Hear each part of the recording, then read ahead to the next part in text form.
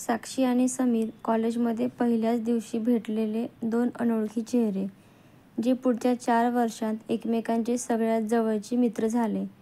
ती खूप बोलकी, हसतमुख आणि स्वप्नाळू. तो शांत, विचार करणारा आणि मनापासून मदतीला धावणारा. सुरुवातीला एकमेकांशी ओळख झाली फक्त अभ्यासाच्या निमित्ताने, पण हळूहळू त्यांचं नातं वाढायला लागलं. प्रत्येक टीचरसाठी ते बेस्ट पार्टनर होते. प्रत्येक ट्रिप, प्रत्येक प्रोजेक्ट, प्रत्येक बर्थडे पार्टी साक्षी आणि समीर एकत्र असायचे. वर्गातले सगळे त्यांना कपल म्हणायचे, पण ते हसून नकार द्यायचे. आपण फक्त चांगले मित्र आहोत, साक्षी नेहमी म्हणायची. एक दिवस कॉलेजचं शेवटचं वर्ष. क्लासमध्ये शेवटचं प्रेझेंटेशन होतं. त्यानंतर बाहेर फेअरवेल पार्टी. साक्षी लाल साडीमध्ये इतकी सुंदर दिसत होती की समीर तिच्याकडे पाहून मंत्रमुग्ध झाला. साक्षी, एक सांगू का? बोल ना समीर. कधी कधी वाटतं आपल्या मैत्रीपेक्षा जास्त काहीतरी आहे आपल्यामध्ये. साक्षी थोडा वेळ गप्प होती. नंतर मंद हसत म्हणाली, माझ्याही मनात असंच कधी कधी वाटतं. त्या रात्री ते दोघं खूप वेळ चालत होते. शब्द कमी होते, पण नजर बोलत होती. शेवटी ती म्हणाली, समीर, आय थिंक मी तुझ्यावर प्रेम करते. आणि तो फक्त हसला. मी सुद्धा. पण प्रेमाची ही सुरुवात जिथे झाली तिथेच संपेल असं कोणाला वाटलं नव्हतं. कॉलेज संपलं. समीर पुण्याला नोकरीसाठी गेला. साक्षीला तिच्या आईवडिलांनी ठरवलेलं स्थळ सांगितलं. तिला संधी नव्हती.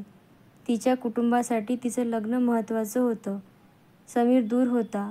दोघं एकमेकांशी बोलत राहिले, पण हळूहळू संवाद कमी झाला. एक दिवस साक्षीने एक मेसेज केला, माझं लग्न ठरलं आहे, समजून घे.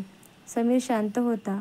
काही क्षणात त्याने रिप्लाय केला, तुला आनंदी पाहणं हेच माझं खरं प्रेम असेल.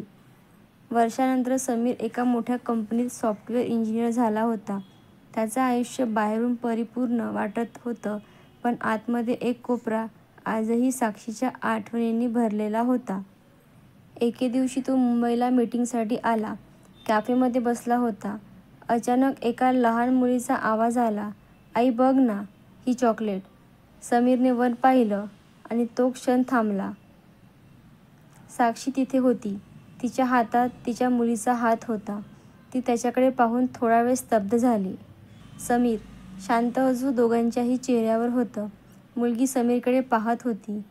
ही माझी मुलगी, अन्वी. खूप गोड आहे, समीर म्हणाला. ते दोघं पुन्हा काही वेळासाठी एकत्र बसले. बोलत होते. जुन्या आठवणी, हसणं, थोडंसं दुःख. साक्षी म्हणाली, जीवन खूप बदलतं ना समीर? तो फक्त हसला. हो, पण काही गोष्टी कायम असतात. आठवणी, मैत्री आणि न बोललेलं प्रेम. कथा संपली नव्हती. ती निघून गेली. पण त्या भेटीत काहीतरी पूर्ण झालं होतं. समीरच्या डोळ्यात अश्रू नव्हते, पण त्याचं हसणं आता खरं वाटत होतं. साक्षीसाठी समीर एक सुंदर आठवण होता आणि समीरसाठी साक्षी ही अधुरी पण खरी प्रेमकथा होती. मैत्रीचं रूप प्रेमात बदललेलं होतं, पण ते प्रेम आयुष्यातील एक शांत आठवण बनून राहिलं. थँक्यू.